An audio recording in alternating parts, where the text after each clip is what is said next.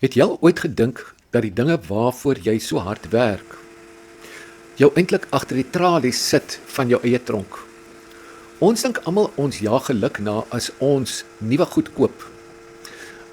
Maar die skokkende waarheid is dat die meeste mense vandag slawe is van hulle eie besittings. Mense dink hulle besit daai kar, die huis of die duur toerusting. Maar as jy mooi kyk, sal jy sien dat daardie dinge eintlik die mense besit. Die wêreld vertel vir ons 'n leuen dat hoe meer jy het, hoe gelukkiger sal jy wees. Nou daar is niks fout daarmee nie. 'n Mens mag mos maar die vrug van jou eie arbeid pluk.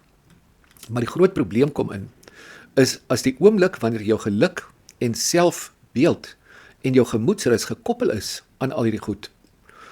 Ons praat van identiteit. Dan raak dit 'n probleem. As jy die heeltyd moet stres oor skuld, as jy jouself dood bekommer net om die goed te hou, of as jy bang is, jy verloor dit, dan het die besittings jou baas geword. Jy ly op die ou end aan 'n senuweeagtigheid, 'n lewe wat gebaseer is, sodat jy ryk lyk op papier.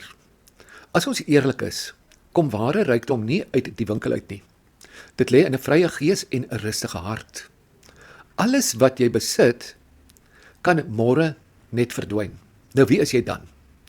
En as daardie gedagte jou binneste laat krimp, as daai gedagte jou angstig maak, dan het daai dinge te veel mag oor jou. Ware vryheid is om die dinge te kan geniet, sonder om daarin vasgebind te wees. Die grootste les wat ons vandag moet leer, is eenvoudig.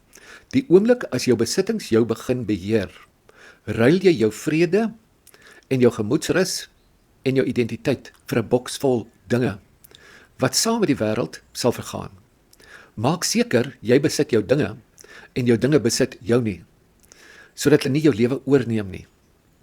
En nie dat jy nie op die ou einde met 'n leë hart, 'n ongelukkige siel en 'n vreesvolle lewe lei nie. Dit is nie waarvoor die lewe daar is nie. Dit is my boodskap vir die dag. Mooi bly en ons praat weer.